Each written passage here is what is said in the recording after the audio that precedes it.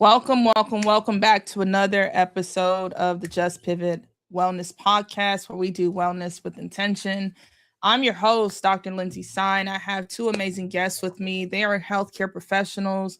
We have Desiree and we have Taiwo. Welcome, ladies, back. How's it going today? It's going good. It's going good. Okay. Is March being mad to you or is it being glad to you? Uh, Marchie's been glad. Okay. We love to It's hear it. happening. It's happening. Well, today, as you know, we're talking about setting boundaries without feeling like a bad person. And it's a very big topic, especially amongst healthcare professionals or even amongst high achieving women. As you know, this month we're celebrating Women's International Month and we're celebrating women from all over. And so when we think about boundaries is something that guides our life. It's essential for establishing not just safety, but also healthy relationships that define how we show up. And oftentimes, when our boundaries are loose, guess what? We're loose. We are on 10. We are, I hate to say it, sometimes crashing out or crashing in. And then when they're too rigid, we can maybe show and present ourselves as sometimes being unpenetrable where people are able to connect with us or it can run the gamut. And so today we really want to have this conversation because it should be okay to let people know how to access us, and how to make ourselves available not to others but also to the things that we enjoy. And so those are the two things that Just Pivot that we try to teach is boundaries is all about access, whether it's at work, whether it's in relationships, whether it is us showing up in spaces, and it's how we make ourselves available. Because I firmly believe that the way we set our boundaries in life, it may have a hand in how we seen them viewed and how they showed up in early childhood. I come from a Caribbean background and African. And so I don't know if you all can relate to this, but for example, when you're going to a relative's home, right? You just got to give everybody a kiss, no matter if they breath, smell good or hot. You just got to start kissing folk. And from a very early age, it writes a message that we just make ourselves available to anyone, right? Anyone can have access to us. And so that's how we sometimes show up in the world where, we just start going into rooms doing stuff and it may not align with who we are authentically, right? And so what boundaries is saying is we're reclaiming how our earlier formative boundaries were formed and we're really reevaluating how we access, how we make ourselves available. So here's how we check in. What part of life right now presently needs more space right now? So that was like an abrupt check-in, but I feel like it's a appropriate check-in because that's what boundaries is. It's about how we protect our space. And so what part of your lives needs more space right now? Any part, talk about it. I think I want to believe every aspect of my life right now needs boundary, but I would say that the one that is really like really needed like right now is a part that has to do with me giving myself the break I need. I've Mm, been doing it, but I need to find a space whereby I really don't have to schedule it or take yeah, permissions to do so. right. I already have a schedule, like I say, but I would love to get to the point whereby I don't need nobody permission to give myself a break Mm, or feel like, oh, if I didn't take that break, maybe I would have get that done. I want to take a break without being remorseful, mm. like willingly do it. Like, and I want to finish taking that break and be happy that I took a break. Sounds like you enter into your soft girl era. We'll Yes. talk about that on another episode. I got you. I hear you. I see you. What about you, Desiree? I would say an area in my life that I feel like I need to have boundaries. One of them would be work. I know Mhm. I can overachieve a lot, and then a lot of people would, once they see like, oh, just give it to her, she'll do it. Just, a lot Mhm. of people, if they see that a lot, they'll say, okay, I'm doing so much, and then I'm not having that time to, like Tyler said, put that time aside for myself. So being able to say, okay, yes, I can help you, but not with everything. You can Mm. you can help yourself in some areas. So I can give some, but I'm not going to give all. Right. And that's very important. I like what you're saying is sometimes work can take up a lot of space in our lives. And it's a fine dance because work is a necessity. I grew up again Caribbean and African home. If you don't work, you don't eat, right? And so a lot of those beliefs are tied to how we perform and how we show up and how we survive. And that's another conversation for another day. And so it's how we find that balance of I want to work, I want to help out my teammates and be a service because we're in service-based industries where we're going to lead from our heart most of the time and not so much from our head. And by the time we're leading from our head, I think we're walking out the door because we didn't had enough. Like, okay, I didn't woke up. Like, you're not gonna run over me anymore. Because it happens. It happens. And so I can answer this for myself. What area of my life needs some space? I think for me, it's maybe physical. Like, I think right now I'm in a space where I've just been on the go and I've been at this for a while and I can feel it. Like, I can feel it just when I wake up in the morning. Not that I'm dreading going to work. I love the work that I do, but just the energy it takes to put certain products together and to like really put my stamp on it and say, man, I'm so proud of it versus it just being a rushed product and me having to kind of scrape to bring it together. I think on the way over here, I was thinking to myself, I was like, man, I just feel like I'm on constant go mode. Like, and I'm working, and I haven't caught a break. Like, and I haven't physically taken a break. Some people took holiday breaks. I took a mini break, but I have not taken a break. And so physically I'm feeling it. And I would love to travel, but I just know that I have to be intentional about traveling. And so that's the area that I believe that needs some space. And so it leads me to this question as you two bring up these concerns. How do we get to a place in our lives where we can start to set boundaries, whether it be at work, whether it be at home? Because I love what you said, Taiwo. Like, man, I just want to have protected time where I don't have to feel bad to be a soft girl. Like, we shouldn't have to feel bad about being a soft girl. I mean, period. Um, but how can we set boundaries without sounding selfish? And sometimes we may not sound kind or clear, but how can we set boundaries without sounding selfish? I think putting those boundaries in our daily routine, um, we give people around us, whether it's a job or a home, a sense of, oh, that's just her. That's how she do her things, and this is everyday routine. Like Desiree just said, give it to her, she'll do it. Yes, I'm not. I'm gonna show you how to do it, kind of thing. Like, oh, she's gonna teach you how to do it.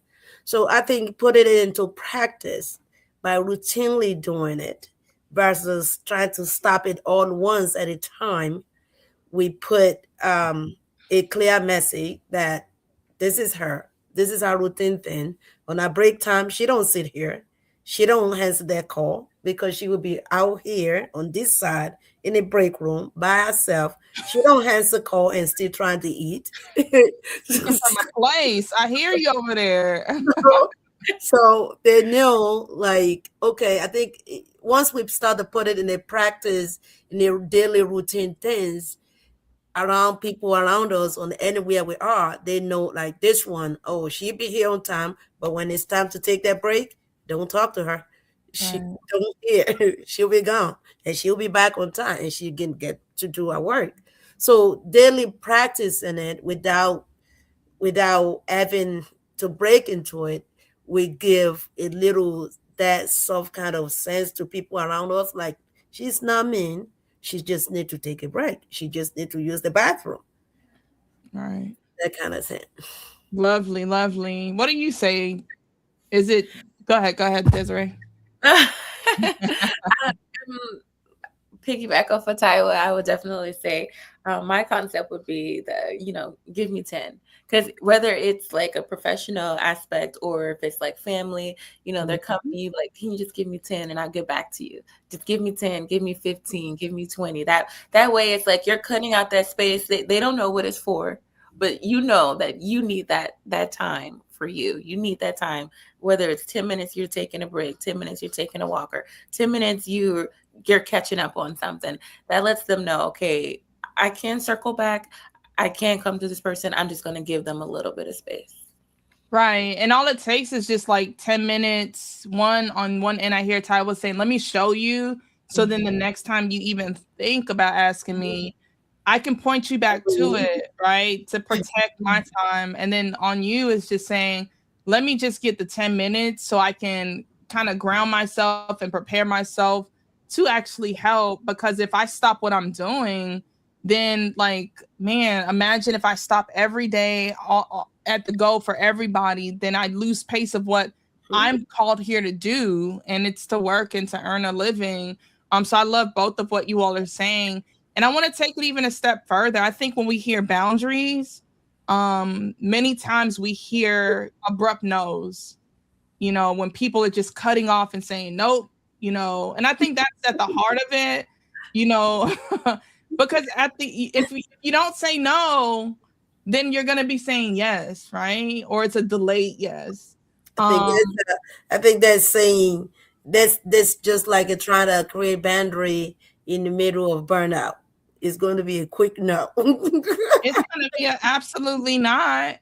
But it's also like helping people to develop language, because that's right. You had to learn that to say, give me 10 minutes. That may not have just come naturally at work, because if you're going into a new environment and you're the new girl and you want to show them that, you deserve this job, then we become the yes woman. Like, oh yeah, I got you. I can cover your shift. Knowing good and well you got a birthday party on the weekend and you can't cover their shift. Like, what is going on? And that's so real. And then so there's this fear that comes, and we got this, big frog in our throat, and we're like, how do I tell this person no? And so I think here's a practical tip that can really help someone to know when and how to set a boundary. I think it starts privately before we start doing it publicly. Setting boundaries is a private matter that we have to be at peace with to ourselves. So we about to replay this. Make sure y'all share it, retweet it, do what you got to do. But it's a private decision that we have that gives us peace, so that when we share it with the person in public, guess what? If they don't understand our peace, we're not worked up. And so privately, we can decide how much we give of ourselves. So that may be you at work. Oh, so where are you from? Like, that's private. Like, I can share you where I'm from, but a boundary may be, I don't want you to have access to that, because then that can lead to more information, right? And then we're at work to work, and I can see if we naturally and authentically, organically develop a relationship, then that's fine. But I just think having the boundary of work is work, friend is friend, because guess what? If I don't do something at work and you think I'm one of your little friends, then you start acting some kind of way. Like, what? So we decide privately to say, guess what? Like, I'm going to just share what needs to be shared, maybe about work and some cool facts about myself, and have a boundary to not just start being best friends with the boss, being besties with the colleagues on the floor, and just keep work. Because I think the lines get muddied, right? And that's just one example, right? But I think the heart of what I'm trying to say is it's the work privately that we decide on how we do it publicly. And it could be the no, what we share, and it can go on and on and on. What does boundaries look like for you on? What's a tip you can give someone out there of how they can integrate boundaries at their work or in their relationship or anywhere in life? I think one quick tip I could give is to give the boundary. I think that one quick tip I could give in terms of I have to relate it to how I set my boundaries at work. At home, you can be a little flexible because things are not always goes the way you schedule it to be. But in a place where there is a control schedule, there's a control, everything is set in place and expected to be done in a certain ways. For example, at work, you can create such boundaries by, first of all, making sure you're doing your job first. Right. Because if you are going to tell someone, okay, give me 10 minutes, first of all, you'll be on that phone for 5 hours. What kind of 10 minutes do you need? Okay. So first of all, you have to make sure you're doing what you're supposed to be doing first. So creating that boundary in that terms would be that much easier when you tell someone, like Desiree said, give me 10 minutes. Yes, I've seen her running back and forth all day. She needed 10 minutes. Right. So you want to create that boundary. First of all, make sure you are in line with somebody can use an example of, yes, she's doing her work. She need that 5 minutes when she asks, she's honest with it. Right. I love that. I love it. What say you, Desiree? What do you say?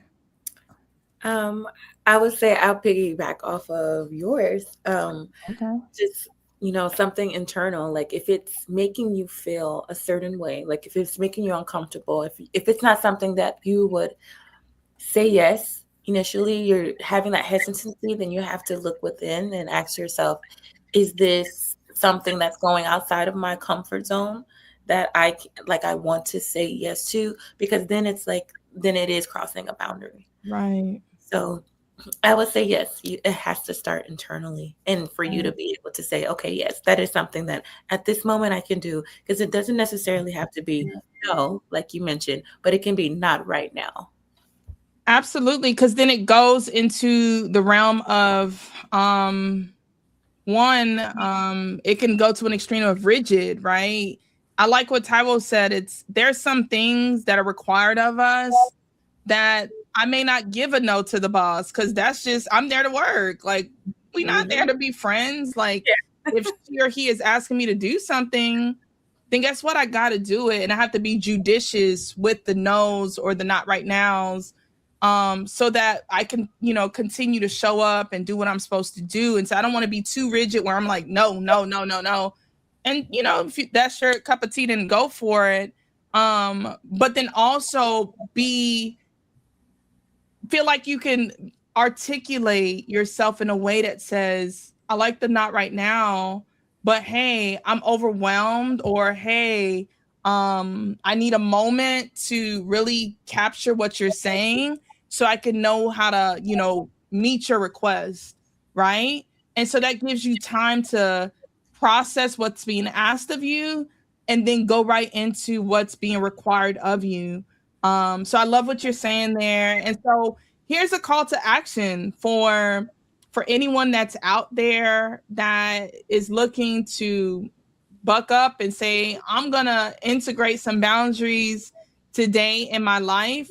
I want you to learn how to say your soft no's, right? And so whether it's no or not right now or give me a moment, start to practice that maybe at home. And then if, we go outside our home, maybe there's an opportunity to practice it at work. We can practice it at church. They ask us to do something. It doesn't align with where we feel like we're being led to in life. And we can ask them, not right now, that can help to buy some time and give you a moment to ask what are they even asking of me to do? And can I even fulfill this? And do I have the capacity to give you what you're asking for? And so just start with your no's. No, not right now. Or give me a moment, with the small things. And then when you practice with the small, guess what? when it's that, let me hold $50, right? You know, you start to bend, like, what? 50? 50 turns into 500. 500 turns into 5,000. And I wish I had 5 million. It can turn into.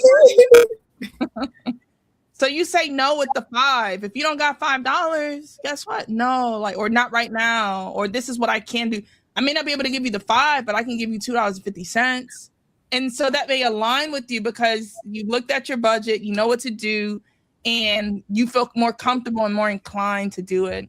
And so what are y'all's like takeaways, maybe a call to action or something you want to leave our listeners with today?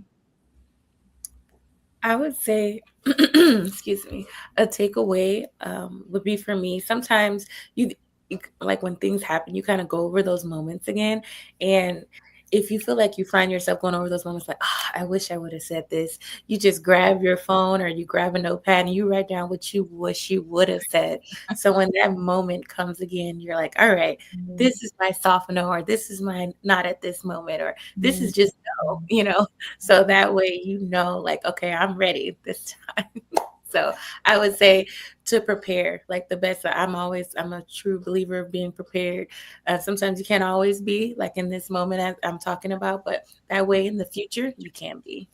Wonderful, wonderful. Go ahead, Tyler. Okay, I think I'll be a little bit different. That's right. I think from years of having my kids, I've already learned how to say no to them already. When I don't have it, just they need some no's, right? Yeah. Oh, kids, I love it. Next time you bring your hands up, you have to understand. Wait, no, Mm-hmm. but that is home. But let's in a place like work. Saying no all the time or saying no most of the time or trying to get yourself prepared in my field may not work, because a lot of times stuff that you don't prepare for happens. Right. And it happens whereby you have to make that quick decisions. Is it to save life or to continue with something or trying to help somebody to get to somewhere to save somebody something. Right. So for me in that situation, instead of saying no, give me 5 minute wait, I will find a way where I can meet the needs of this person requesting for help or for anything in the middle, where we can meet each other in the middle. Right. Instead of coming to drop those files on the table or doing this, that, we can work together. How about we work together in whereby I can, come into kind of help instead of taking total control of everything on top of what I have to do. Then I put myself in a whereby it's then backed up, then stressed, then burnout. No. Right. I'm going to educate you. If it's the text asking for help, I'm going to go there as a person, like a nurse or a medical, anybody, go there, show you, work with you how to do it. And I'm going to say, let me know if you need help with what we just run over next time. So I think the key takeaway from me here is trying to meet people in the middle, like 50-50. Let's do this. Well, I help you, but I'll meet you in the middle of the way once I'm done with this, instead of complete no, because no might mean too many things. It can be tagged as neglect in my field. Right. So, meeting people in the middle or assist in my field works better for me in the past, and it's been working, and I've seen others using the same strategy. I think that's would be a key takeaway for me. And I think it work in a lot of practices like that, meeting people in the middle of the way or assist or showing them how to do things without making them feel, you don't know how to do that. Like friendly manner to make them feel welcome and appreciate you for doing it for them. So next time it'll be much easier for them. Absolutely. And I love it. I love how you're using this approach of learning the environments that you're in and learning or understanding how to be judicious with your no's. Because at the end of the day, especially at work, and we're going to talk about this on the pod, how to navigate toxic workspaces, right? And you know what we know what we're in. And so once you start popping off with those no's, boom, a little flag go off, and you want a hit list. Like, what? Like, she telling me no. Yeah. So I hear what you're saying. I love that. But I want to leave our viewers here before we let you all go. You are worthy of setting boundaries. It's not our responsibility to say yes all the time, to minimize our emotions, to keep others at peace, to anticipate the needs of others, to keep toxic people in our lives, and to sacrifice our mental health for a job, a relationship, or a friendship. And so boundaries are not selfish. Boundaries are self-care. So I want to thank you all so much for tuning in to another episode of the Just Pivot Wellness Pod. We talked today about a very important topic, about the importance of setting boundaries without feeling like a bad person.